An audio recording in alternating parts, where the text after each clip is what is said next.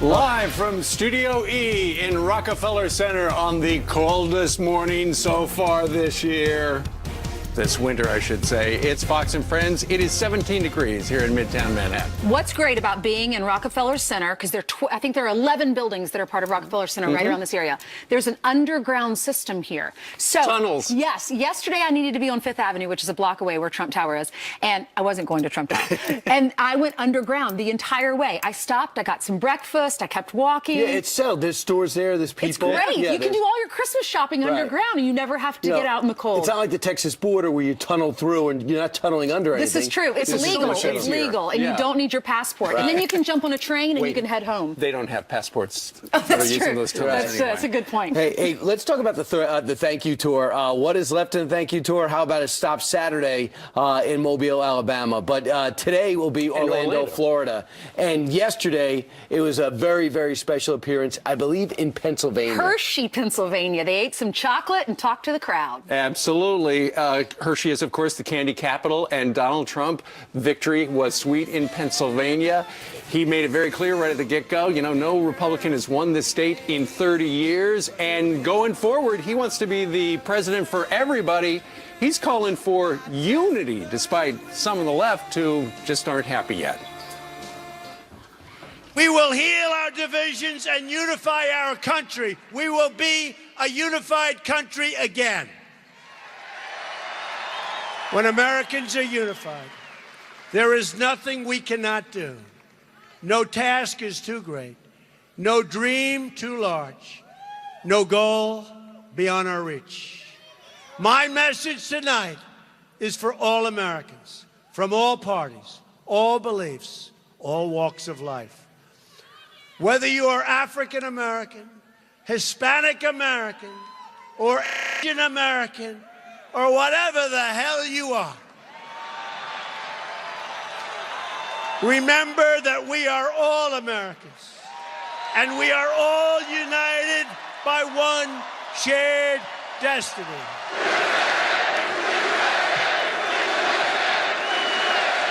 So I'm asking everyone to join this incredible movement.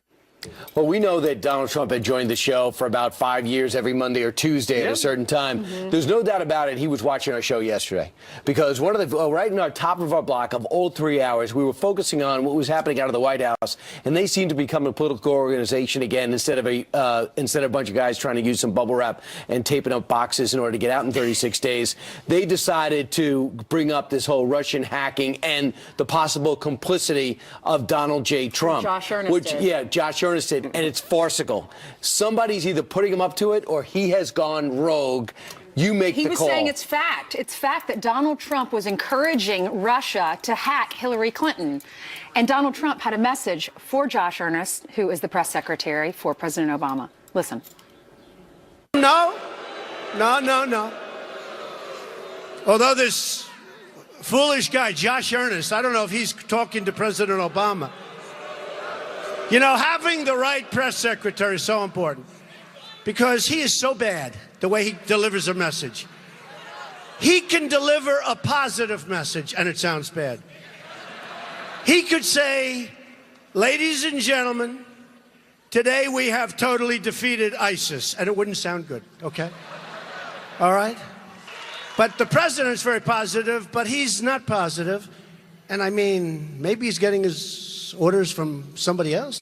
The president did say to Daily Show the same thing Josh Earnest said, and that Donald Trump even called for Russia to hack into Hillary Clinton's email. But the Daily Show is a comedy show, so maybe the president was being funny. At the top of that soundbite, you heard people booing because the president-elect had mentioned Barack Obama, and people started booing. And Mr. Trump was, you know, he's trying to dial it back. No, come on, give him a chance. But he was taking a shot at Josh Earnest because Josh Earnest is the embodiment of the political left, which first started with the recount. That didn't work. Now they moved on to Russia, hack things, and influence the election. Brian's going to interview John McLaughlin, the great Republican pollster, who's going to tell you about how, while Russia is accused of influencing our election, we actually influenced the Israeli election a couple of years ago at the direction of Barack Obama, and spent hundreds of thousands of U.S. dollars to try to do it. He's got proof. He'll be here in 10 minutes. There is no way Josh Earnest is saying something the president doesn't want out. The president didn't write his copy, but he knows the spirit of what he All does. right, well, you never know. With Loretta Lynch, she is the top attorney. Sure. She's with the Obama administration. She was at a Politico event yesterday, and she was speaking about this very issue, whether or not Russia did hack or was involved in this and hacking the election. And she said there's absolutely no evidence. Listen to this. Fortunately, we didn't see the sort of technical interference that I know people had concerns about also in terms of voting machines and the like. But a lot of education went on about that, a lot of training went on about that, and a significant number of states did reach out to DHS and talk with them about those issues.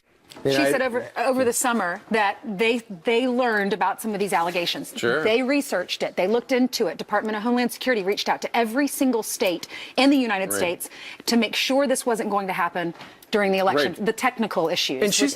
And she's not the only one, Ainsley. Jay Johnson, there's a video circulating this week where he sat down for an hour with the Washington Post's David Ignatius, and he was asked, is there any evidence? And he said, Jay Johnson, who heads up the Department of Homeland Security, no evidence that hacking altered our election. On election night, they had a crisis management team. They were all watching. Nothing happened. And so then he was asked, so did it influence the election? That's the question about intent. And he said, there is no evidence. He's a lawyer. He has to say stuff that is provable. He said there is nothing to prove the Russians did it. And that actually, Brian, follows up on what Julian Assange told Sean Hannity. Yeah, quick thing. This whole thing started, the Russians started trying to penetrate through, we went over yesterday in September 2015. David Sanger wrote this extensive story in the New York Times, the whole genesis of timeline, how it happened. And he said one of the reasons that Barack Obama did not lash out at Russia and give them some of their own medicine was because he was concerned that they would come back at us on election day. And I'm thinking to myself, are we a superpower? Do we walk around timid? I'm so afraid that if we attack them for attacking us, they'll attack us back. What has happened to us? But ultimately, knowing that there was the threat from the Russians, the administration chose not to do anything because they were so positive that Hillary Clinton was going to win.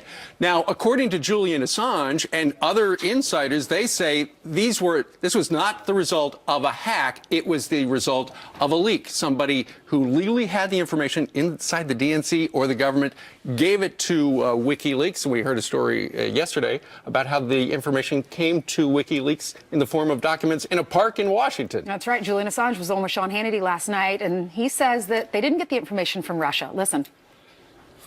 Our source is not the Russian government. So in other words, let me be clear. Russia did not give you the Podesta documents or anything from the DNC. That's correct. Can you confirm whether or not you have information involving hacked info from the RNC? We received about 3 pages of information to do with the RNC and Trump, but it was already public.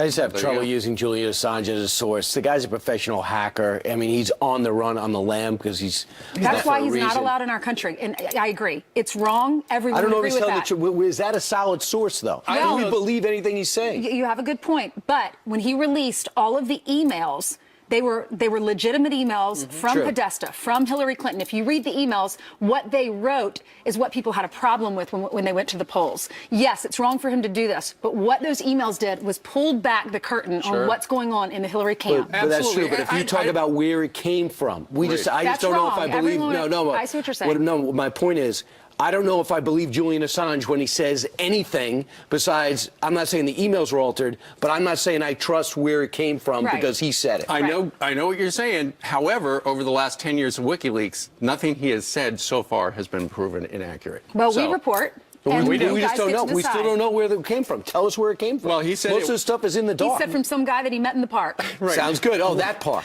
Someone who was upset, who had intel of what was happening within the Clinton Foundation was Check upset. the park for Julian Assange. Well, the Somebody. legacy media says it was Russia, and he says it was not. So anyway, that's what we're going to We go into. report it, and you can decide. We're going to go into it all morning long because you need to know what's going on going into your Friday. In the meantime, Heather Nauert, who was at our big bowling party, you're going to hear more about coming up in 20 minutes, joins us with the news. Good morning. How fun was that? We had a great time. Good morning to all of you. Hope you're off to a great Friday morning.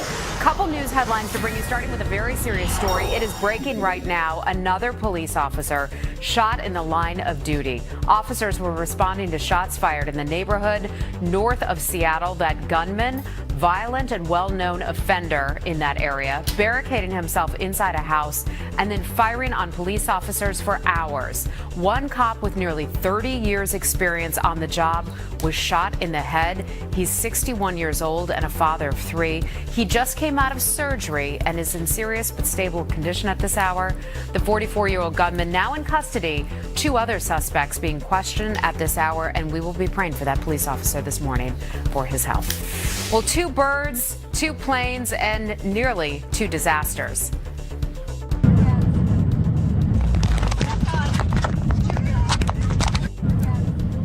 An Allegiant flight out of Chicago packed with more than 160 people hitting a bird, and that sent sparks flying. That pilot landed safely, taking off for Florida in another plane. Also in Chicago, another bird strike forced a Southwest plane to turn around after it took off from Midway Airport. That plane also landed safely, and we know how dangerous that can be with birds. Chaos over Republican-backed bills, leading to more than a dozen arrests at a North Carolina state legislature.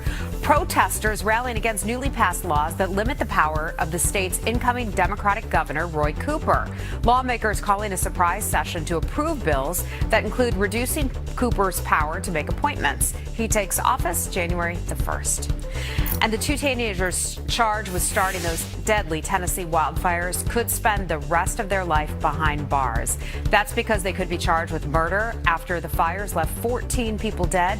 Damage estimates now topping $500 million. Thousands of homes and businesses destroyed, and people died as a result.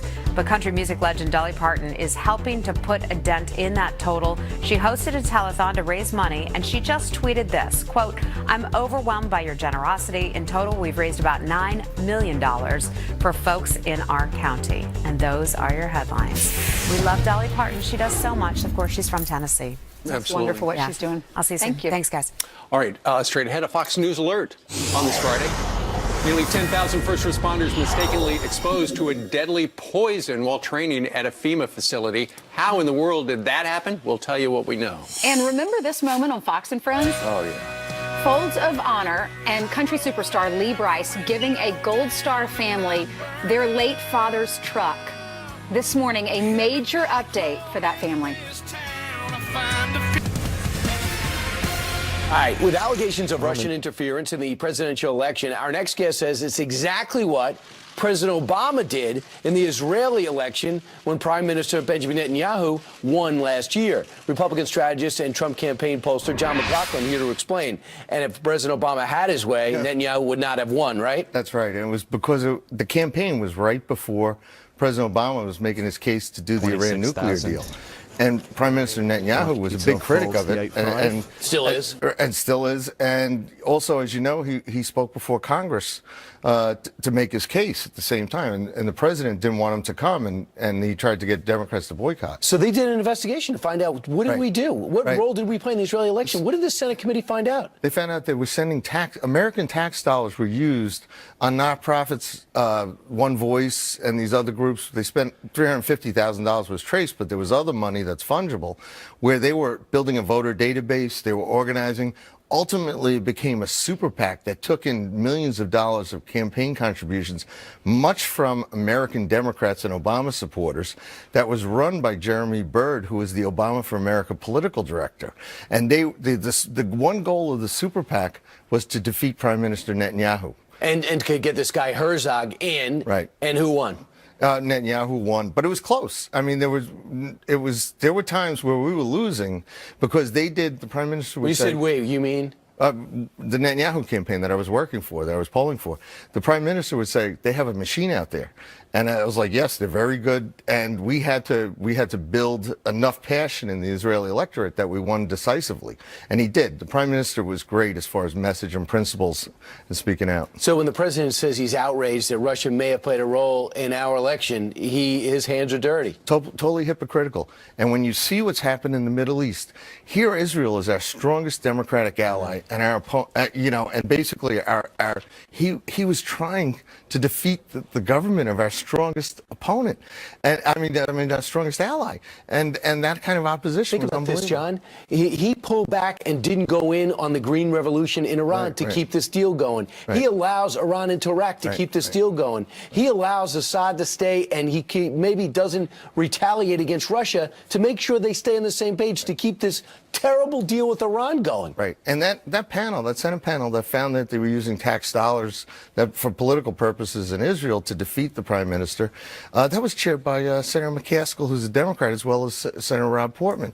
So it didn't get much play here at all in the American press, but it's a real hypocritical position to this. And the interesting part is, to make sure that Prime Minister Netanyahu won, we used certain tactics to make sure we could beat what the Obama tactics were, brought the same thing over here to help Donald Trump him win in this election. Well, his team lost this election, and they lost the Israeli election, and now we find out they played a role. Great to see you, John. Thank you. All right, coming up straight ahead, the president says Obamacare is still the best option. When you actually try to do it, he may discover that the system that we put in place is the best one that we can design. All right, so is the president right, or is there a better option out there? And what happened at Fox & Friends Christmas party? What's the true story? We bring you behind the scenes. Eventually, Steve turns around. Fox News Alert, consumer headlines right now. If you're supposed to be one of 1,800 flights grounded in the Midwest today because of snow, there's a silver lining. Major airlines, including American, Delta, United, and Southwest, now allowing you to change your travel plans free of charge. Well, that's nice of them. And fast food getting faster. McDonald's will be testing delivery in the new year. Mickey D's, that's right. Starting January 1st, nearly 200 restaurants will offer the option in Orlando, Tampa, and Miami, all in Florida. And students can save money on college by bunking with grandma. New York University is launching a program next fall housing students with senior citizens who just so happen to have spare bedrooms. Participating students will pay $5,000. Typically cost nearly $20,000 to live on campus, so they wind up saving $15,000 and get a friend. All right, Ainsley's on the couch with a friend. What a cute story. Thank you. Well, if your doctor seems happier these days, there's a good reason. A new path to health care is on the horizon, and our next guest says it involves doing away with much of Obamacare. Fox News Medical A-Team's Dr. Mark Siegel joins us now to explain. Good morning, Dr. Siegel. Great to see you. Great to see you, too. All right, so you wrote an article in the Wall Street Journal talking about what needs to happen, what needs to improve with Obamacare.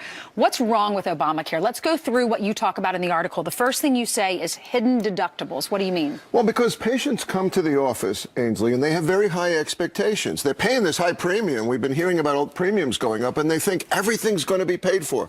But then they may find out that their blood test or their EKG is not actually covered, and the deductible kicks in, and they didn't know about it, or they didn't hear about it properly. So that's the first problem. All right. What about your next one problem you say is narrow networks? What does that mean? Well, and then there again, this is not very doctor friendly. I'm there as a gatekeeper, and I'm trying to send my patient to the top orthopedist or to the top cardiologist, and I find out the person I usually use isn't in the Obamacare network. So I'm struggling with a list, and on it are names I've never seen. That can't work. It spends way too much time. Instead of talking about the medical problems, I'm worried about where to send the patient for referrals. All right. You talk about high expectations and high premiums. What do you mean? Well, again, the high premiums make people think that everything's going to be covered. Comprehensive, you know, bells and whistles. President Obama says it's all going to be covered going in. Maternity care, which makes a lot of sense. But some of the other things that are covered are what's leading to the skyrocketing premiums, plus insurers dropping out, plus the fact that those up to the age of 26 and over, 27, 28, 29, are saying, I'm healthy. I don't want health insurance. I'm going to wait until I'm sick. All right, so what do you think needs to be done? You talk about repealing it. You definitely want to repeal. What does that entail? Well, again, I think that Obamacare is bleeding onto the healthcare system, that even the employer-based model is being affected. I think we have to scale back this insurance that's very low quality but very high expectation. It's got to be replaced with the following thing: catastrophic style insurance, insurance with high deductibles, but where you don't pay a high premium. And then if you have a pre-existing condition and you're really sick, you're in a high-risk pool, which is government subsidized. You know that right now there's $40 billion in government subsidies for Obamacare to cover those 20 million.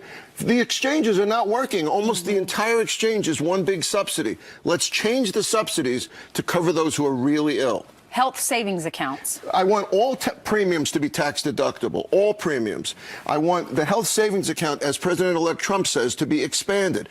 Let them be something you can take from year to year, from patient to patient. Someone else in your family could use it, Ainsley. If you're not using it, your brother, your sister, your child, your husband can use it. If you, God forbid, you pass away, the next generation gets your health savings account. You build it up over a lifetime. And transparency of prices, where I tell my patients, hey, here's what that MRI costs. You're paying for it out of pocket. Here's the best place to go in town to get the cheapest bang for the buck. We don't know what we're paying for. Insurance hides it. We don't know what the cost is. Lastly, you talk about keeping costs under control with less government regulation. It's all about government regulation, excess government regulation. We're not allowed to have ambulatory surgical centers except right by hospitals. There's a million regulations with Obamacare. Scale them back. Let the states be much more involved. Medicaid should be state-run, and Obamacare restrictions and regulations are what's driving up costs. I want to get back to the day when it was the doctor and the patient. Patient sat in front of you. Doctor said, here's what you do. Patient and doctor conversation. Get the insurance company out of the room and the government out of the room. I think most of our viewers would agree with you. Thank you, Dr. Siegel. Great to see you. Still ahead, as the country mourns actor Alan Thicke, one celebrity is now under fire for suggesting that he died to avoid the Trump administration. And guess what? No one's laughing. And remember this moment on Fox and Friends, Folds of Honor, and country music star Lee Brice. Our time with Ginger goes way back. You can take it back 9 years, and when we were just starting Folds of Honor. And I think, like everybody, when you're starting something, it's not going to go exceedingly well. And I got a call from Mike LaForte, who was actually the instructor pilot, taught me to fly the F-16, and he informed me of Troy's ultimate sacrifice in Iraq, and said he had 5 kids, and Folds of Honor has got to help these kids. So this connection to Troy and his passing goes so far back, and so many lives have been changed as a result. But certainly Ginger's perspective on Troy finally coming home is such a blessing. Yeah, and Ginger, this has been a long road for you. This will be the 3rd funeral you've had for your husband, right? It is. It's true. It's sort of unimaginable to take your children back to Arlington National Cemetery 3 times to bury their father, but this time there's a lot more closure to it. Surely. Ginger, explain why there were 2 funerals before this one.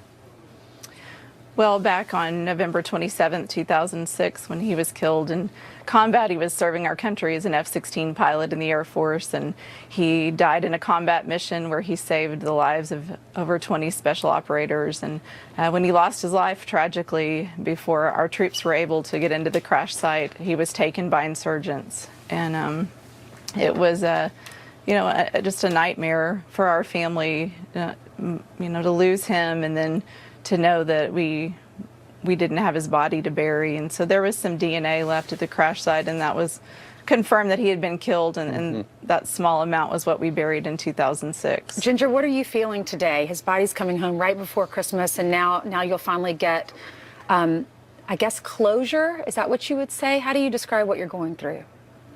Well, in 2013, when we got word that some small remains of his toes were recovered, and they did a lot of searching for him at that point, and turned up with nothing. And we had a second burial 7 years after the day that he died, and so in that time, though, I really feel like the Lord gave me a peace that that we buried the top of his head and the tip of his toes, and God had everything in between, and we just had to trust him. And so we just had to wait, and we waited and prayed, and now, 3 years after that, 10 years after his crash, ultimately a hero is returning home. So, Dan, for Folds of Honor, what role have you played?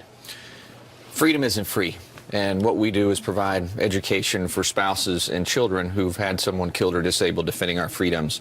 And Trojan left behind 5 children. I have 5 myself, and that's the worst nightmare.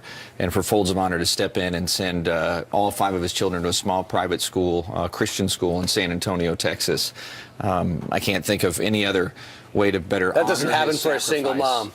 No, it doesn't. And we'll take them all the way through college. But to honor that sacrifice first and foremost by taking care of that legacy, and I think I speak for every member of the military like myself, that if something were to happen, your greatest concern is what happens to my spouse and my children. And that's where we step in. This is not the first time we have met this family. We met this family on this program in one of the most impactful, emotional moments I have ever witnessed with my own 2 eyes. This past Memorial Day. Absolutely. When we found Troy's truck and returned it, there's the segment there, and he had actually sold his truck just before he left, and through Colonel Ravella and Ginger and the Schmitz, they were able to find this truck and deliver it back to his sons. Ginger, go ahead. Ginger, as a mother, I'm looking at this video and I see you in the background crying. I can only imagine what this means to you, seeing your children have a piece of their father back, and your son's there in the front seat crying. What has Folds of Honor meant to you as a mother and helping your children? It's peace of mind, but it's also a way that my kids go to school every day, and they know they're going and getting an education because of who their father was and how he lived and how he died. And so that is ultimately a thank you from the American people to my family for our sacrifice is the education of our children. And I always tell people, if you'd run into my husband at the airport in uniform and thanked him for his service and asked what could someone do for him, he would have said, you don't need to do anything for me, but if something happens to me, will you take care of my wife and kids? And surely. Folds of Honor is helping do that. They are indeed. All right. Ginger, we thank you very much. Merry Christmas to you and your family. Thank you. Major Dan, how can we help Folds of Honor? This year we put over $13 million out in financial aid to families. There were millions in unfunded qualified requests. So our humble ask to Fox Nation is to make a donation. The gift during this holiday season of an education to these Gold Star families is something that we're honored and humbled to pay forward. Foldsofhonor.org? That is correct. Thank you, sir. Thank you. God bless, you so much. and Merry God bless Christmas to you guys and everybody out there in the Fox Nation that supports our foundation. Thank you. Just to give back, we want you to toss to Heather. All right. Heather. Major Dan, I'm just so struck by the great work that you do and what a hero Ginger's husband was, having saved all those American lives and paying the ultimate sacrifice. We're all doing God's work. It is a true blessing, especially this time of year, to bring Troy home. We're grateful for good folks like you. Thank you so much, Major. Thank you. All right, Fox News alert to bring you right now. Nearly 10,000 of our first responders mistakenly exposed to the deadly poison ricin. According to USA Today, it happened at a terror response training facility at FEMA's Center for Domestic Preparedness in Alabama over the past 5 years. That facility reportedly blaming a mix-up with another stronger version of ricin. FEMA says that no one has gotten sick, thankfully. Wow. A frightening report as illegal immigration reaches a record high number in the month of November. Border Patrol agents say they caught more than 15,000 undocumented immigrants traveling to the United States as families. A staggering 7,000 children traveling without parents. In total, more than 47,000 from Central America illegally crossed the border last month alone. Now that's a 44% increase from last year. What numbers? And talk about a classless comment. The former House TV star Lisa Edelstein under fire this morning for a tweet implying that Alan Thicke, the actor, died to avoid a Trump presidency. She tweeted this, quote, "Rest in peace, Alan Thicke. Seems like everyone is checking out before the Trump-apocalypse." Nope, she sure wrote that. There she is right there, smiling. Well, many users quickly calling the tweet classless, but the actress wasn't fazed. She continued to retweet anti-Trump protests. Those are your headlines. That is just sad. Oh, all For right. the family and all around, that is really something what else. an idiot. Yeah. All right. Thank you very much. Guys. All right, coming up, it's the picture of hard work. A Chick-fil-A worker in a sling and a neck brace, still serving customers. Why? Well, he's here to share his story. So don't give it away. Okay, I'm not going to tell you. It is one every kid should hear, so bring your children into the room. Then a bombshell report about what the FBI director told the president-elect about the Russians' impact on the election and what he told President Obama. President Obama not going to like it. We got the inside scoop. You're only going to hear it right here on Fox and Friends, live from New York City. All right, Fox News alert. Right now here in New York City, it is 17 degrees according to the sign across the street, but Janice Dean is outside. Janice, according to my app, it feels like it's 9 where you're standing. Probably correct. It is cold outside. It's so cold. This is the coldest December we have had in years here in New York City, with those temperatures and the wind chills making it dangerous. So dress appropriately. Look at the temperatures right now. You can see where it's below 0, single digits, and freezing as far south as the Gulf Coast and the southeast. But yes, across the Northeast, we're really getting a taste of how cold it is, with single digits, below 0, minus teens in Boston, across the Great Lakes. We're going to get a quick warm up this weekend. But the other big story is we have a couple of systems that are going to produce snow, winter weather advisories for over 36 states right now. This storm system is going to affect millions of people starting today and going to the weekend. Not only snow, but we could see severe weather across the south tomorrow, including tornadoes, freezing rain and sleet. It's going to be a mess for millions starting today, heading into Saturday and Sunday. Look at all the winter weather advisories. 38 of the 48 states in the lower 48 are under a winter weather advisory. And then you see the purple there, that's freezing rain watches and warnings. So big deal this weekend. If you're traveling, you must check ahead because we're going to have some big cancellations and big delays. And there are the snowfall totals, 3 to 6 inches of snow easily across the northern plains, upper Midwest, and getting into the Northeast. And I just want to tell you guys, the last couple of days I was out, guess what I was doing? Well, I think I know. I think you were with Paula Dean, the cooking machine. I was with my sister cousin, Paula Dean, and we were doing a Christmas special that's going to air. Well, we're going to have it next week on Fox and Friends. Wonderful. It was wonderful. Her house is decorated in all Christmas things, including her bathroom. We'll show you. Her bathroom is huge. It's incredible. She has a Christmas tree and a fireplace and in her bathroom. Sofas? And two sofas. And the hospitality, she's just a wonderful woman. Her whole family was there. I got to meet her brother, or rather her son, Jimmy, and Bobby Dean. They were there, and we made a beautiful cake. Jamie. That's right. That's right. Jamie. So it was a wonderful time, and I can't wait to show you that package next week. So I hope you will stay tuned. I've never heard of somebody having a Christmas tree in the bathroom. Oh, it's incredible. You could camp out there, and I would Many like do. to. All right. Well, we missed you last night at the Christmas party. You're feeling better, though, aren't you? I am. Okay, not only that, but a 24-hour bug, but I'm ready to go. All right, good deal. She had the flu vortex. All right, Janice Dean, thank you very much. Thank you, Janice. See you. Meanwhile, straight ahead, the Hollywood elite now going after the Electoral College in their quest to deny President-elect Donald Trump a trip to the White House. You and just 36 other conscientious Republican electors can make a difference by voting your conscience on December 19th. In the next hour, you're going to meet one elector who says he is not backing down. And it's a picture of hard work. This teenager. You're going to love this story. This, ladies and gentlemen, look at your TV. That is what hard work looks like. A Chick-fil-A employee pictured in a sling and a neck brace, still ringing up customers despite being injured in a car crash. The Indiana native, 18 years old, that picture gone viral, and for good reason. Jakeem Tyler joins us now with his incredible story. Good morning, Jakeem. Thank you for joining us. Good morning. We shared your story yesterday, and our viewers just loved your story because you embody hard work. You're a good person. How did your story go viral? What happened? I was working, and camera took a photo of me, and he posted on Facebook. And later that day, or later that night, it just starts to blow up, and it went viral. It did go viral. And he put that image up because you told him Why were you, he said, what are you doing at work? You should be at home. And what did you say? I said I'm getting money so I can pay regular bills like a teen does, phone bill, to get some cash in the car, but also to feed the homeless this Christmas. That's right. And he was so struck by that story about how you wanted to help feed the homeless, he set up a GoFundMe page, and the goal was $2,500. Well, we can go to the site right now. He wanted to raise $2,500. You're now at close to $30,000 that people all across the country are calling in to help you feed the homeless. What's your reaction to that? Almost $30,000. I'm very blessed and grateful to have this opportunity. Thank you for everyone that has been giving and supporting me.